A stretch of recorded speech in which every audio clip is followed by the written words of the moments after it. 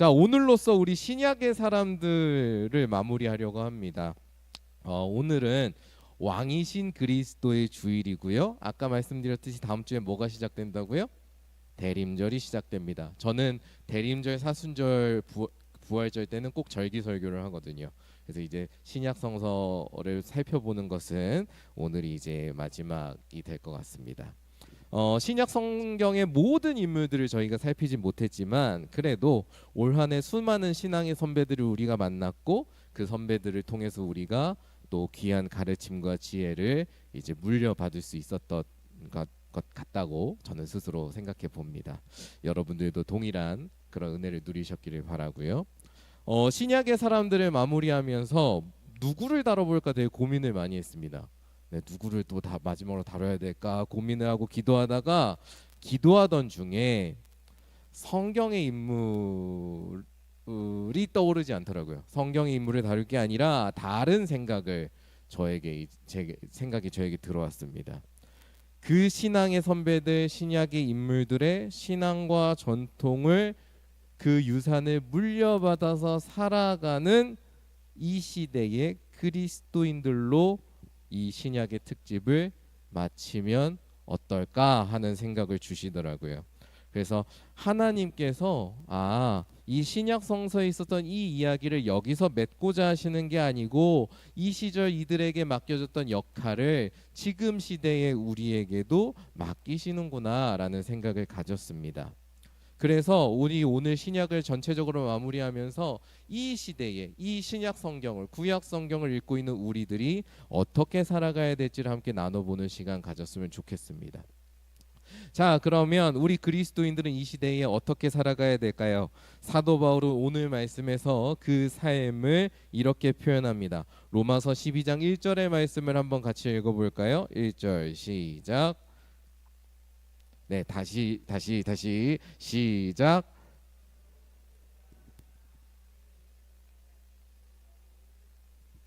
너희 몸을 하나님이 기뻐하시는 거룩한 산 제물로 드리라. 이는 너희가 드릴 영적 예배니라. 아멘. 사도 바울이 이야기합니다. 그리스도인들은 무엇을 하면서 살아야 된다? 영적 예배를 드리면서 살아야 된다라고 이야기합니다. 내 몸을 온전히 하나님께 드리는 참된 예배를 드리는 것, 그것이 오늘날 그리스도인들이 살아가야 되는 삶이다라고 가르치는 것이죠. 자, 그렇다면 과연 오늘날 우리가 이루어 가야 되고 살아내야 할 이 영적 예배란 무엇일까요? 오늘 우리가 함께 말씀을 살펴보면서 영적 예배가 무엇인지를 알아가고 또 우리의 삶을 한번 돌아보면서 이 시대에 하나님께서 또 요청하시는 예배자로 살아가기를 결단해 나아가는 그런 시간이 우리들에게 있기를 소망해 봅니다. 자, 그럼 우리 말씀을 찬찬히 살펴보겠습니다. 자, 오늘 우리가 이루어가야 될 영적 예배, 그 첫 번째는 이 세대를 본받지 않고 분별하는 것입니다. 자, 로마서 12장 2절의 말씀을 보시죠. 2절의 말씀 뭐라고 하고 있습니까? 함께 읽어보겠습니다. 시작. 본받지 말고 오직 마음을 새롭게 함으로 변화를 받아 하나님의 선하시고 기뻐하시고 온전하신 뜻이 무엇인지 분별하도록 하라. 아멘. 자, 여러분들은 우리 교회에서 모였을 때 뭐라고 보통 부르죠? 뭐라 그러죠, 우리를? 그렇죠. 성도 뜻이 뭡니까?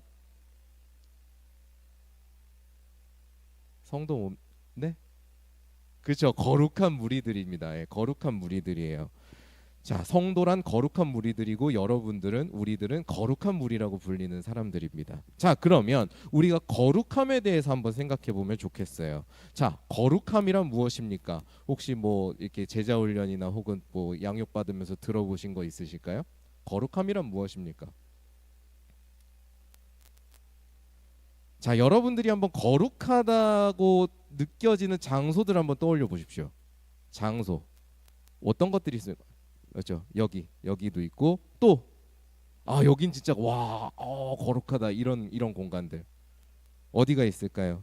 이 교회도 있고 유럽의 오래된 성당들도 있을 것이고 그리고 거대한 자연의 한복판에 있을 때 그런 느낌을 받을 수도 있을 것이고 또 어떤 분들은 아무것도 없는 칠흑과 같은 고요한 동굴 안에 들어갔을 때 어떤 그런 심오한 느낌을 받을 수도 있을 겁니다. 자, 다 공간은 다르지만 그 모든 것에는 공통점이 있어요. 이 거룩함이란 경험에 공통점이 있습니다. 뭘까요?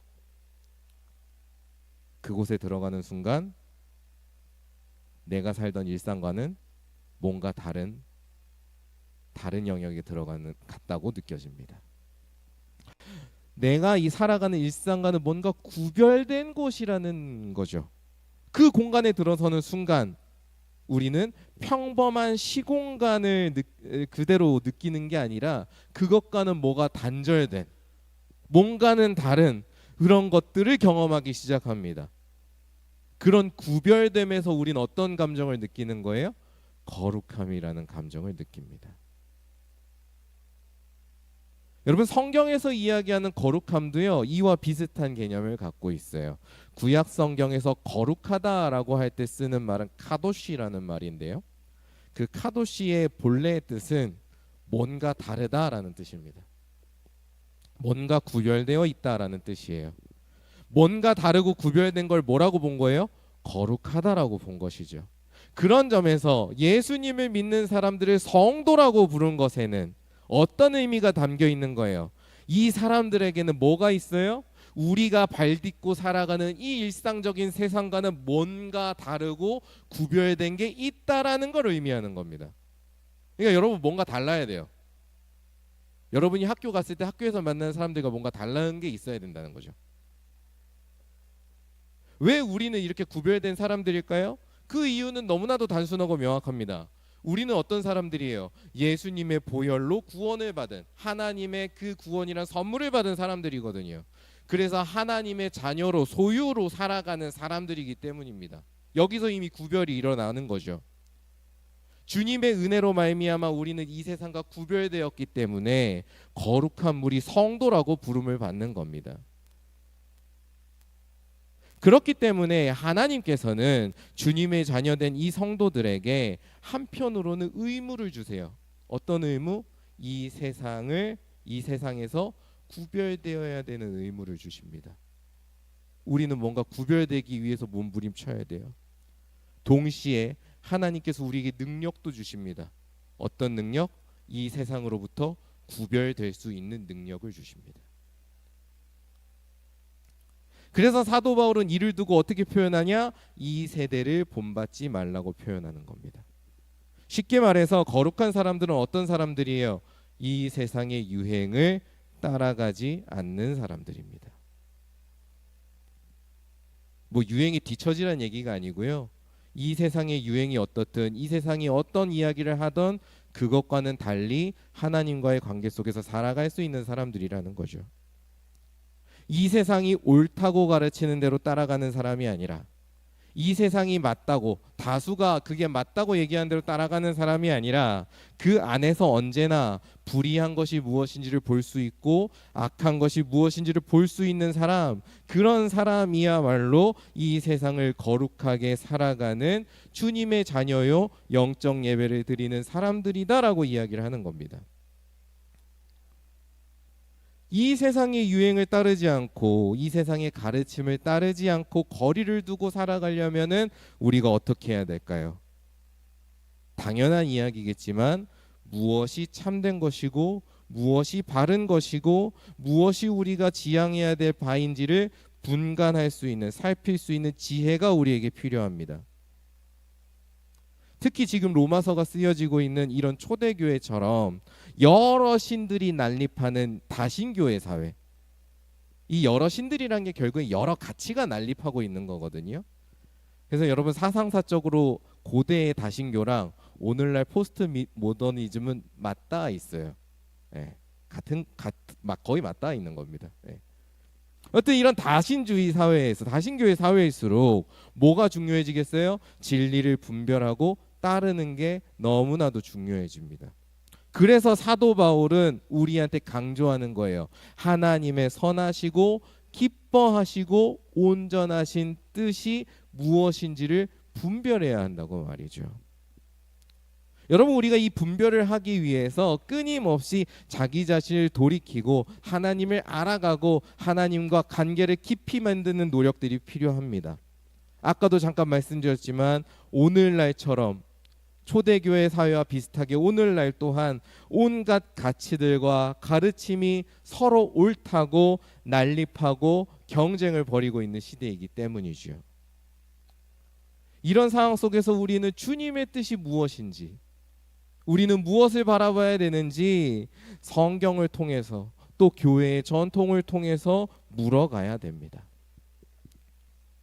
우리들이 초대교회 성도들처럼 하나님의 뜻을 분별하면서 순종해 나아갈 때 오늘날 이 시대에 그리스도인으로서 빛과 소금의 역할을 감당할 수 있을 거라 저는 생각합니다. 그래서 이 거룩하게 분별된 삶을 살아가기 위해서 마음과 힘을 모아가는 우리 봉주루 청년부가 되기를 진심으로 소망하고 축복합니다. 네, 두 번째, 오늘 우리가 이루어가야 될 영적 예배 그 두 번째는요, 한 몸으로 살아가는 것입니다. 자, 로마서 12장 3절의 말씀 뭐라고 하고 있나 함께 읽어봅시다. 3절 말씀 시작. 말미암아 너희 각 사람에게 말하노니 마땅히 생각할 그 이상의 생각을 품지 말고 오직 하나님께서 각 사람에게 나누어 주신 믿음의 분량대로 지혜롭게 생각하라. 아멘. 자, 아까도 잠깐 말씀드렸지만 우리는 참으로 갈등이 넘쳐나는 시대를 살아가고 있습니다. 대립의 시대를 살아가고 있지요.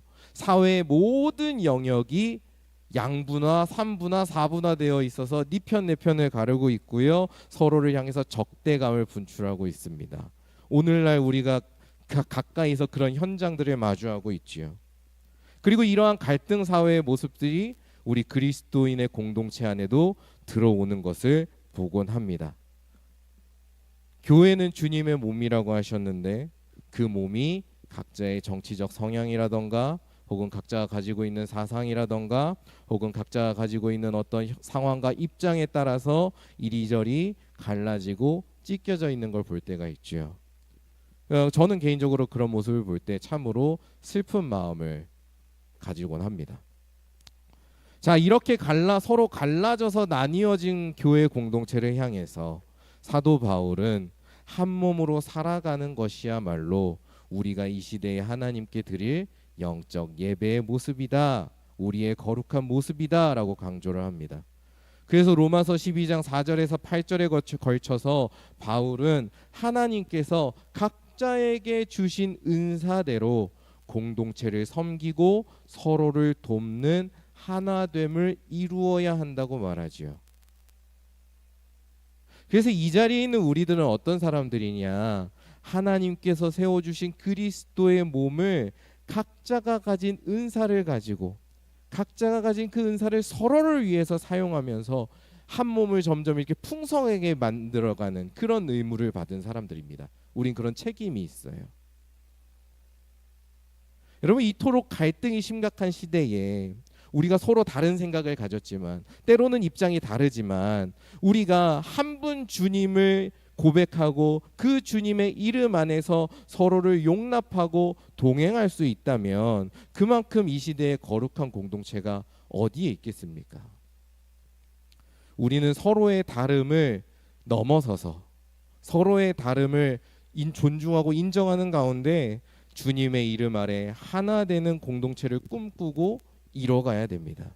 그렇게 함으로써 우리는 이 시대에 하나님께 영광을 돌려야 돼요. 근데 우리가 이렇게 한 몸을 이루면서 살기 위해서는 우리가 기억해야 될 게 있는 것 같습니다. 바울은 제가 방금 말씀드린 이 모든 이야기에 앞서서 아까 저희가 읽었던 3절의 말씀, 생각할 그 이상의 생각을 품지 말고 오직 하나님께서 각 사람에게 나누어 주신 믿음의 분량대로 지혜롭게 생각하라, 이 말씀을 제시합니다. 여러분, 우리 옛날 말에 이런 말이 있지요. 분수에 맞게 살아라. 이 말을 종종 우리가 부정적으로 받아들일 때가 있습니다. 그죠? 내 분수가 어떡한데 네가 그렇게 살라 그러냐, 이렇게 약간 고깝게 들을 수 있지만요, 사실 이 말을 잘 생각해 보면 이게 되게 지혜라는 걸 알 수 있어요.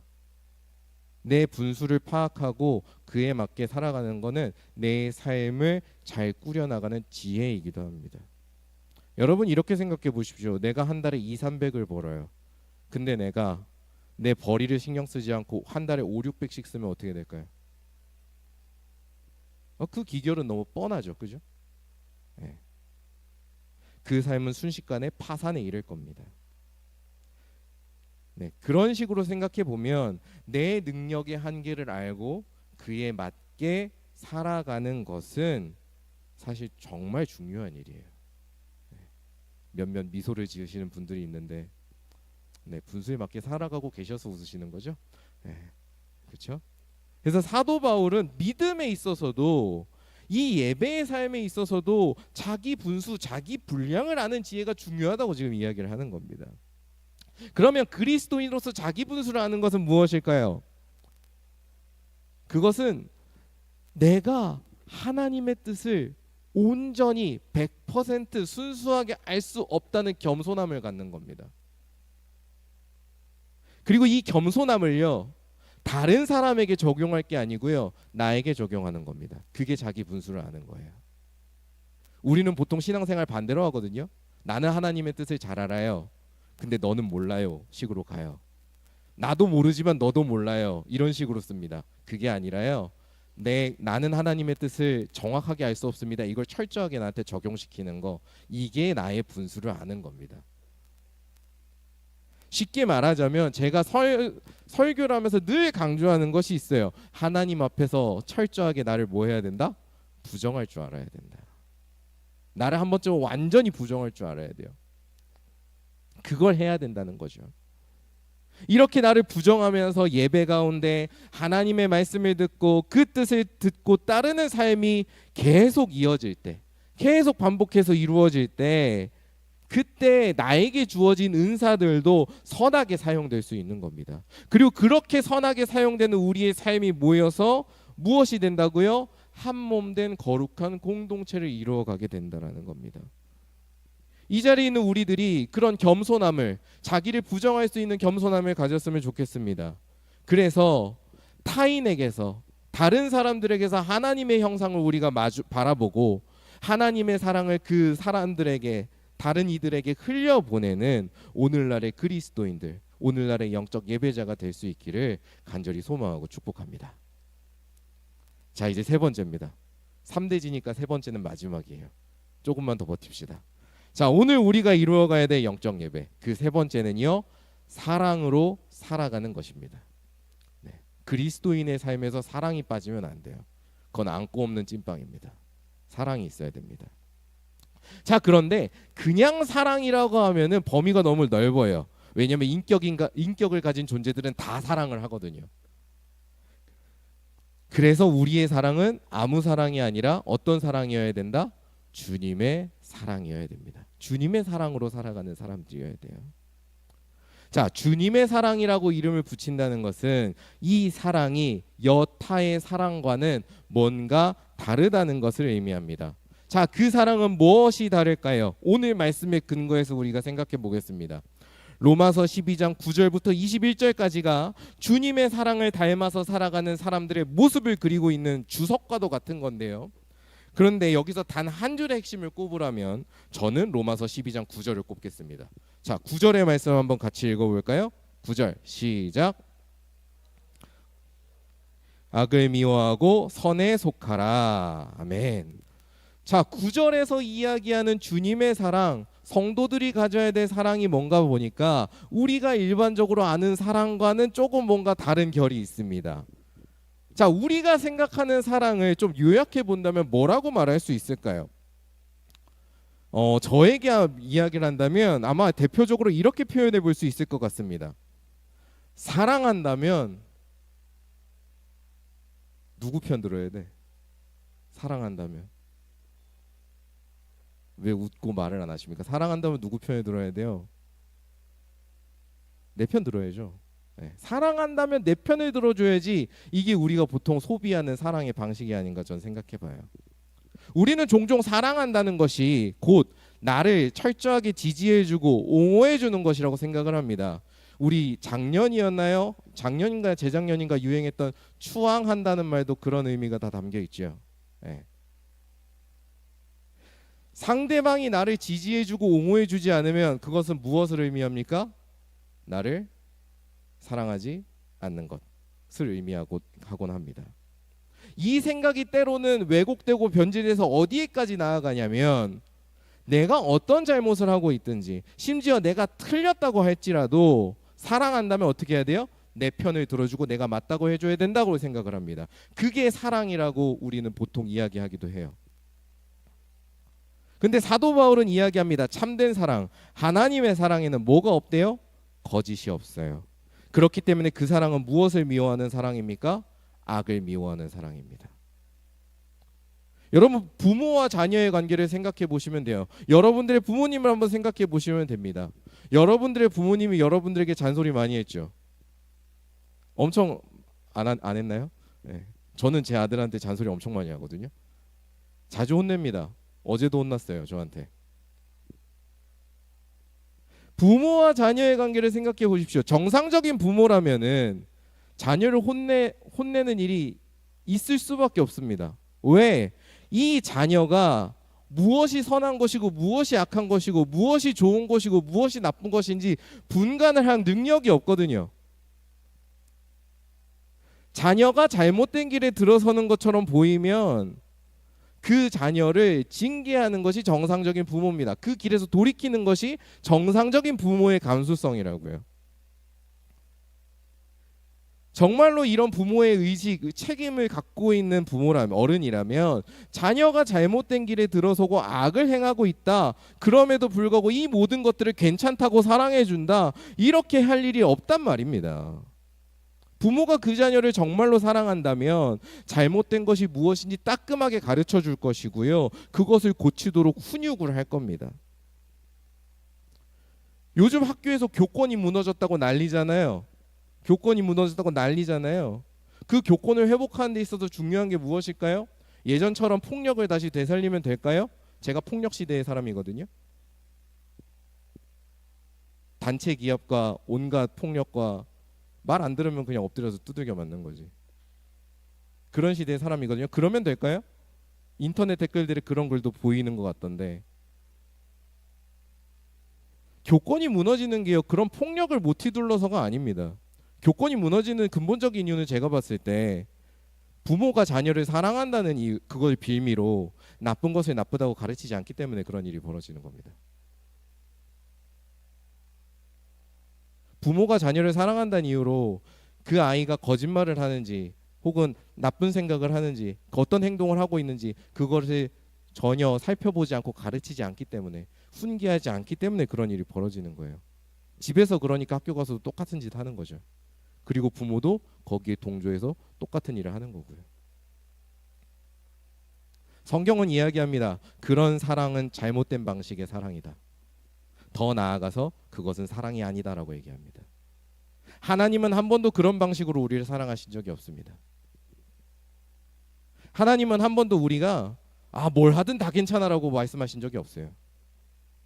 하나님은요, 우리를 사랑하시기 때문에 우리의 거짓되고 악한 부분을 철저하게 드러내시고 철저하게 혼내시고 심판하시고 걷어내십니다. 사람이 이처럼 우리를 깨뜨리고 새롭게 빚어내는 하나님의 사랑을 경험하게 되면요, 자연스럽게 나오는 반응이 뭔 줄 아세요? 그래서 우리가 하나님의 사랑을 경험했을 때 나오는 첫 번째 반응은 뭐냐면 회개예요.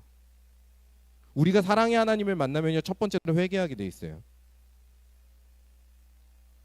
마치 어둠에 쌓여 있을 때는 아무것도 안 보이다가 빛이 드러나면 어떻게 돼요? 그 안에 뭐가 있는지 다 보이잖아요. 우리의 악함이 보이기 때문에 회개하게 돼 있습니다. 자, 그렇다면 주님의 사랑으로 살아가는 삶이란 무엇일까요?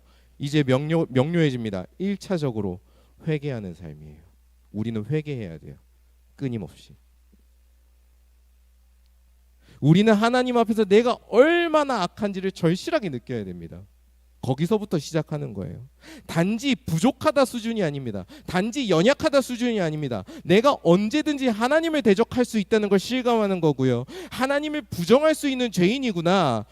종교개혁자 깔뱅의 말을 빌리면 나는 언제든지 우상을 만들 수 있는 우상 공장장이구나를 깨닫는 겁니다. 우리는요 우상 공장장이에요. 여러분 마음 안에 다 우상 공장이 들어서 있다고. 그걸 절실하게 깨닫고 하나님 앞에 정직하게 고백하는 거, 이게 주님의 사랑으로 살아갈 때 첫 번째로 우리가 살아가는 삶입니다. 그런데 주님의 사랑으로 살아가는 삶은요 이 회개의 자리에서 멈추는 게 아니고요 더 나아가게끔 합니다. 우리가 회개했어요. 근데 회개한 다음에 나는 연약해요. 나는 안 돼요. 이렇게 말하고 있으면 이거는 회개를 제대로 못한 거예요. 진정으로 회개한 사람의 반응은 어떨까요? 여러분 한번 이 관계 차원에서 생각을 해봅시다. 내가 누군가한테 잘못을 했어요. 근데 정말로 내가 잘못했다는 걸 깨달아서 진실되게 용서를 구했어요. 그럼 그 다음에 어떻게 하겠어요? 나는 나쁜 놈이니까 저 사람과 관계하지 말아야지 이럴까요? 안 그럴 거예요. 그 사람의 마음이 풀릴 수 있도록, 그 사람이 내 용서를 받을 수 있도록 최선을 다할 겁니다. 이제는 그 사람에게 정말 잘 대해줘야지. 내가 지금까지 사람을 대하는 것에 한 2배, 3배? 아니 10배로 잘해줘야지 이 사람의 마음이 풀릴 수 있도록 그렇게 할 겁니다. 마찬가지라는 거예요. 진정으로 회개한 사람의 반응은 어떻게 이루어지느냐, 나 자신을 철저하게 돌아보고 부정하는 만큼, 낮아지는 만큼 하나님을 앙망하는 마음이 점점 커져갑니다. 그리고 하나님을 바라보는 마음이 커져가면 커져갈수록 놀랍게도 하나님께서 우리에게 성령님을 통해 힘을 채워주십니다. 오늘 로마서 말씀에 기록된 사랑의 방법들 정말 여러 가지가 있죠. 형제를 사랑하고 존경하고 부지런하게 열심으로 주님을 섬기고 소망 중에 즐거워하고 환난 중에 참고 기도에 힘쓰고 성도와 손님을 대접하고 원수를 사랑하고 겸손한 게 낮은 데 살아가고 모든 사람과 화목하고 선으로 악을 이기는 것. 이 수많은 것들, 우리가 하나님과 관계를 맺기 전에는 와 이런 걸 할 수나 있어? 와 이런 거 하기에는 나는 너무 안 되겠는데 싶은 것들, 이런 것들을 도전해 보겠다고, 해보겠노라고, 주님의 말씀 따라서 내가 한번 도전해보고 이뤄보겠노라고 하는 열심이 생긴다는 겁니다. 왜? 성령님이 우리의 마음에 반응하셔서 힘을 주시기 때문에. 이 주님을 닮아보겠노라 하는 열심, 주님이 우리를 섬기셨듯이 나도 한번 내 주변에 있는 지체들과 이웃들을 섬겨보겠노라 하는 그 결심과 열심, 이것이 바로 주님 안에서 주님의 사랑 안에서 살아가는 삶의 두 번째 모습입니다. 주님 앞에서 나를 철저하게 내려놓고 나를 철저하게 직시하면서 회개하고 그러면서 주님께서 채워주시는 것을 의지하면서 살아갈 때 그 모습이 이 세상에 정말로 필요한 소금과 같은 모습이 되고요, 이 세상에 빛을 발하는 예배자의 모습이 된다고요.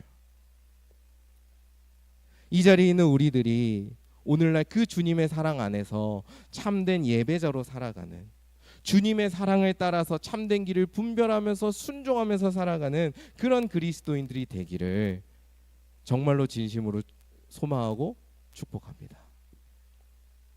자, 말씀을 정리합니다.